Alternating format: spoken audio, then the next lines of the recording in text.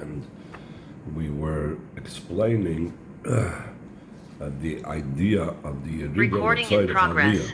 Why was there such a great Yerida? We started saying in general that the reason there had to be a Yerida, if Hashem loves us so much, more so than even elderly parents love their own a child that was born to their old age. Why would Hashem make us go through such a great Yerida? The only reason why we had to go through such a great Yerida, such a great descent, is because the Yerida is Tzorech Aliyah.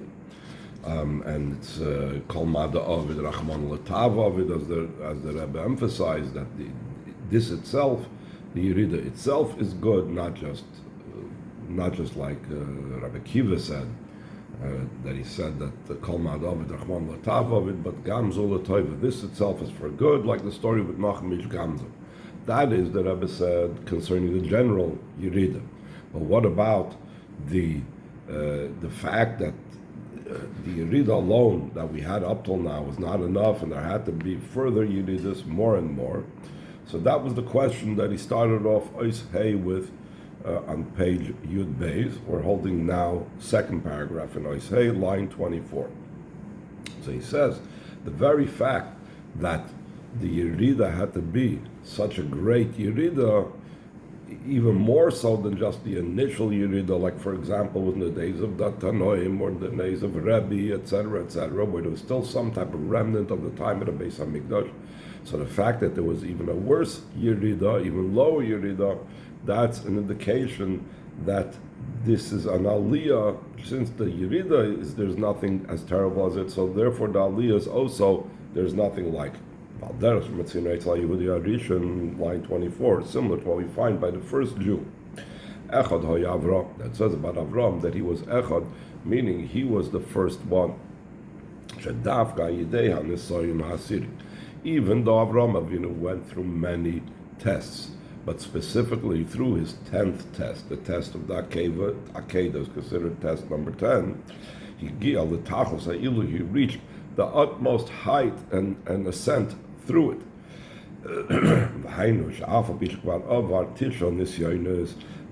Though he already went through 9 tests prior to this, beginning from the Nisayan of Ur-Kasdim, before we even learn about him in Chumash, we only know that he's near Ur-Kasdim.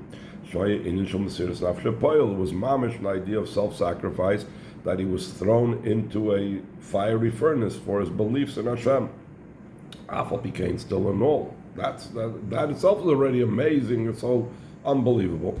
But Avram, in comparison to the level of Avram, it still did not yet happen. The ultimate level of Hashem testing Avram. Top of page Gimel, like it's explained in Chassidus. Shenisa. It's the meaning of the word Nisa, we mentioned this before, from the word Nes. That means he raised them up, like we brought before the pasuk of Nes Alahodim, a flag upon the mountain that's raised up high.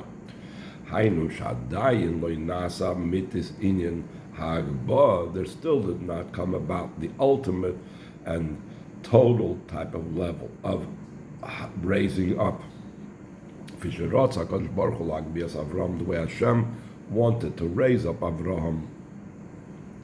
That's why only by the 10th test does it use the word Velakim Nisas Avram, even though the Chazal say that he went through 9 tests prior to that, but the words Velakim Nisas Avram is reserved for the 10th one. She said, Nasa Davka in the Soyin HaSiri, this was only happened, the true Inyan of Akba, of raising up, happened only through the 10th test, the test of the Akedah. Not only that, but all the 9 tests prior to the tests of the Akedah were like hanging and dependent upon will he pass the 10th. Like the Chazal say, like it's brought down in Medrash, HaKadosh Baruch Hu Amar LaAvram, Hashem told Avram Avinu, please, please withstand this test. So that people should not say, if you don't withstand this final test of the Akedah, then they'll say, you know what? All the other 9 tests were worthless. They were no significance to them, no value to them. V'hainu, this means, through this 10th test, people will see that all the previous tests and all the other righteous things that Avraham Avinu did would be validated by the 10th test, by the Akedah. But how did Avraham Avinu reach over here? So here the Rebbe is going to focus on something that Mamar Chassidus doesn't usually focus on much. But here the Rebbe is trying to emphasize how great the Yerida is to be able to reach the ultimate Aliyah. So he's going to explain literally the inner emotional turmoil that Avraham Avinu had to feel to be able to, or at the time of the Akedah. Line 12, how do you reach this great elevation and ascent? In Alzen Namar concerning this it says, Namar Loit was told to him, Kach no es bincha es yichidcha asher hafta es yitzchak v'haleu gomer lo'olam. Take, please, your son, your only one, that you loved, Yitzchak, and bring him up as an olam. This very description itself already tells us what type of emotional pain Avram must have been going through. This is something that involves much emotional suffering and pain. Although it says that they both went together, and the Chazal explained Avram that knew that he was going to Chas v'Sholom slaughter his son. Was going with the same will and joy. Ki Yitzchak like Yitzchak that was not aware at the moment of it, like Rashi explains. So what are you telling me that Avraham Avinu was suffering terribly, etc., etc.? What type of suffering? There was no suffering over here, seemingly. So he says, just further to explain how Avraham Avinu was going b'rotzon v'simcha. So like it says in Geras HaKodesh, Avram's alacrity, his quickness to fulfill Hashem's will, this is what stands us in good stead, that throughout all the generations, we mentioned the Akedah of Yitzchak, and seemingly, like we'll soon mention also, the Akedah of Yitzchak was not so much different than any other case of self-sacrifice that Yidden did throughout the many generations, that they literally gave up their lives for Hashem. What was unique about Avram? So the Alter Rebbe explains that it was Avram Avinu's speed and quickness which he did it. Ki Akedah, Atzmi, he says in line 20, the Akedah itself, is not considered so much a great test in comparison to the level of Avraham Avinu. First of all, Avraham Avinu was totally devoted to Hashem. For Avram to fulfill Hashem's will, even such a difficult situation, is not as big a deal as many other people that would have to do something like that. Additionally, and additionally, Hashem told him directly to do so. Take your son. There were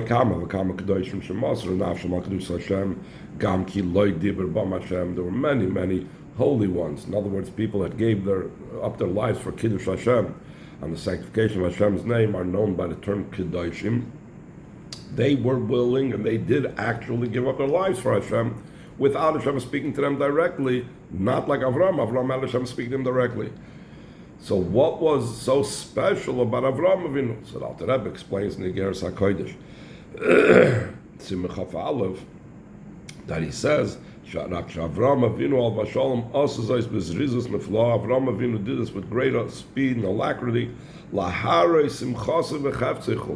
to show his joy and his desire, like it says, Vayashkim Avram Ba'boiker, that Avram got up early in the morning. He didn't delay, he didn't put it off, he didn't say, let's do it in a week, he didn't take his time.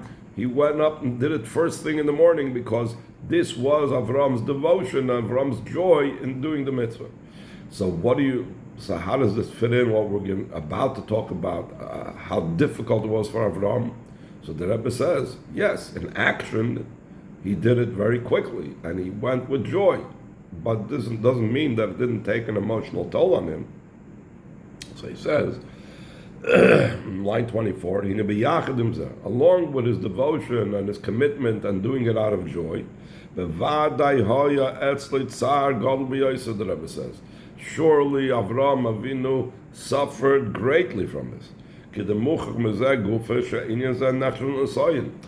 you're going to say he didn't suffer, how can you call it a test? It wouldn't have been a test. Obviously, from the fact that you're calling this a test, it was because Avram Avinu was suffering terribly to do this. Why was that so? Why was he suffering? If he was willing to do it, what was the suffering coming in? Avram didn't all of a sudden cease being a human being with human feelings, with fatherly love, etc. Since it's talking about the binding of his son, it's not just any son, but your only son, the one that you loved in Yitzchak. So surely it's a great pain and suffering that was entailed in this. So therefore, this indicates the idea of the ultimate aspect of a test is to go to the lowest place, to go through the most difficult situations. Only through this that Avram Avinu reached the ultimate level of ascent. He couldn't reach this highest, most nisas Avram, this highest, most level of being raised up to the highest, most level, if not for this test. That's why Avram Avinu had to face and go down in such a terrible emotional journey, such a great descent.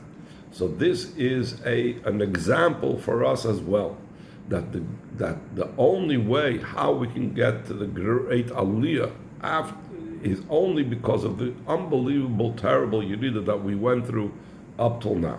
Top of page Yudalid, Ois Vav. This is this very thing itself, that the descent of the Golus is for the sake of an ascent, and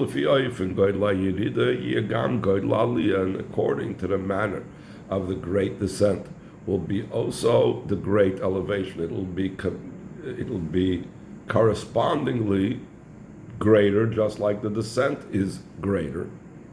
So and not only that, but this is nimtza behelem ba'yirida.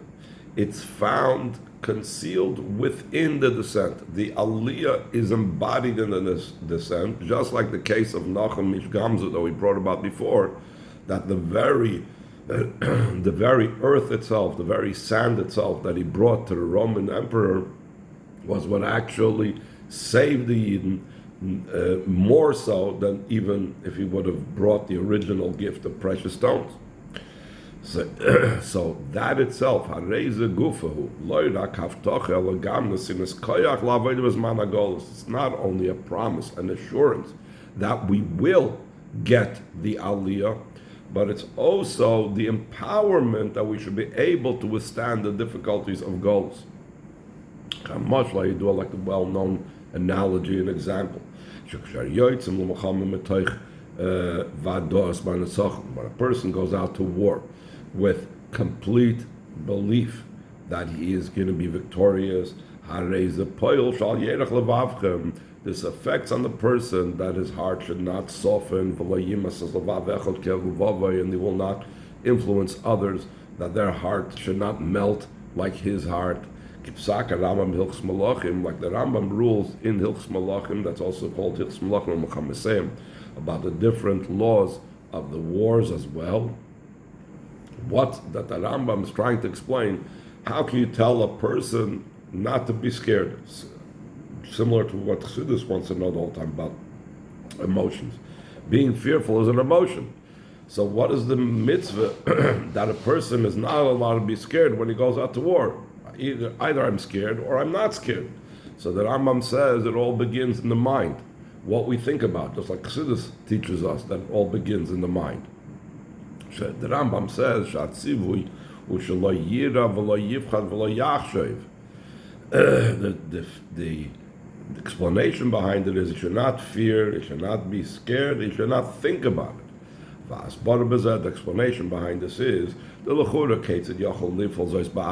is it possible that a person should influence themselves in such a way that they shouldn't be scared? The nature of people is when they hear swords sharpening against each other, it affects them. When they hear vagofas trifsin, when they hear the shields clanging against each other, when they hear shifas aklagsin, the other military types of noises, it's by nature, you hear all the noise of a battle, it makes a person scared. This is the continuation of Pasuk. Hashem, your God, is going with you to save you. Like it says, that like it also says that Hashem, your God, is going within your camp. For sure, since Hashem is going within the camp, it surely will affect to place your enemies before you. Since he's assured in the surety of the victory.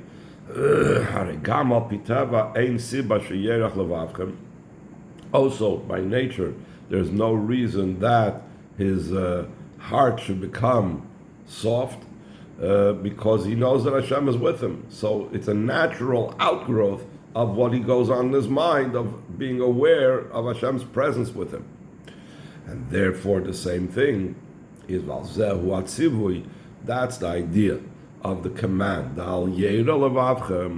the Yidden are commanded not to be fearful during a war, that he should think and contemplate concerning his trust in Hashem. He should rely on the hope of the Yidden, as the Rambam used the expression. Just like this matter is said in a literal war. In a similar vein is when we deal with the war with our nefesh habahamis, with the Yetzer Hara. When the Yetzer Hara seems as big as a mountain, that the Chazal say that for the Shoim, the Yetzer Hara seems as big as a mountain that's hard to overcome. With the whole storm involved in that, meaning the whole difficulties, etc. And he has proof that the Yetzer Hara is like a mountain. He's not dealing with a new test. He knows that he already had fallen through this matter previously. If so, how can he have trust that he's going to overcome the Yetzer Hara? For this we tell the person, Hashem, your God is going within your camp to place your enemies before you. Like we said before about a physical war, so too it's with the spiritual war. So he says, that's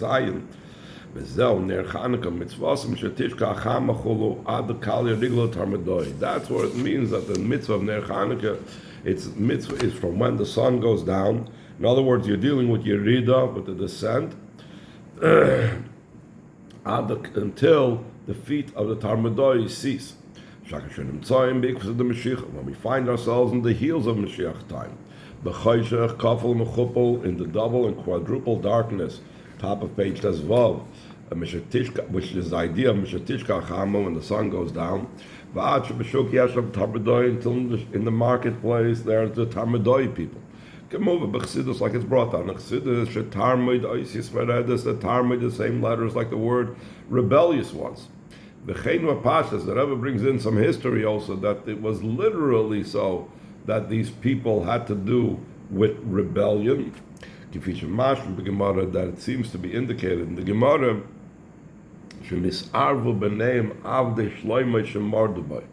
that amongst the Talmudoi there were slaves of Shlomo HaMelech, servants of Shlomo HaMelech, that became mixed into the rest of the Talmudoi, and these were slaves that rebelled against Shlomo. So in other words, this name is totally appropriate for it. It's even related in Mamar Chazal that these Talmudoi were involved in the destruction of the Beis HaMikdash. This means initially they were associated with Shlomo HaMelech. Because they were associated with Shlomo HaMelech, they were empowered by Shlomo HaMelech.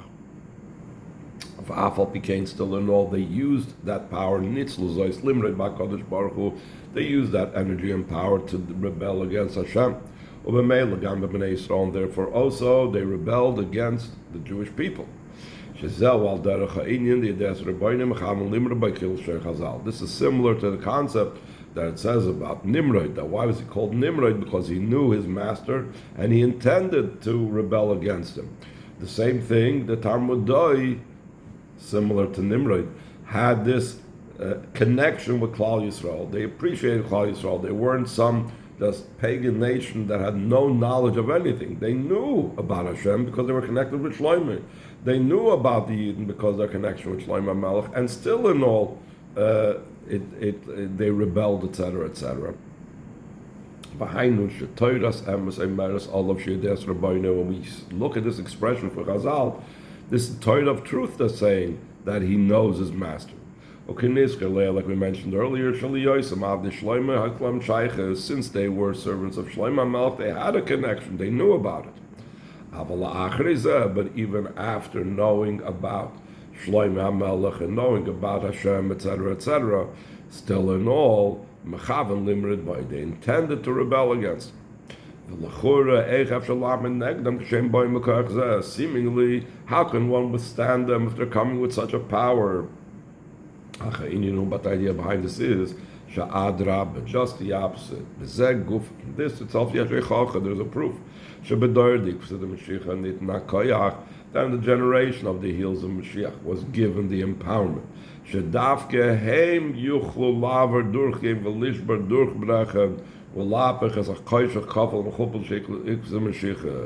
The very fact that we were given the light to deal with the Talmudoi, that means that specifically those that are in this generation are given the capability to get through and to break through and to transform the double and quadruple darkness of the heels of Mashiach.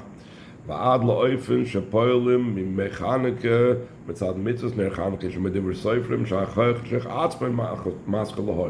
only will they break through the darkness, but they affect through the days of Hanukkah, because it's a mitzvah d'Rabbanan, and the mitzvah d'Rabbanan has that power and energy to deal specifically more with the darkness than mitzvahs d'Oraisa, like it's brought down in other Mamarim. So they make that the darkness itself begins to shine. Like it says, that Hashem will make my darkness shine and be illuminated. Like we mentioned before, only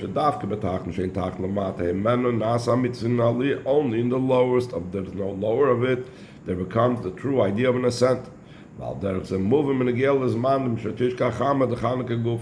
similar rains understood concerning the time of when the sun goes down of Hanukkah itself. This means after it concludes the matter, that Havaya will illuminate my darkness. This darkness that Hanukkah candles illuminate are throughout the 8 days of Hanukkah, which shouldn't be affected by the fact that the sun went down. Just the opposite.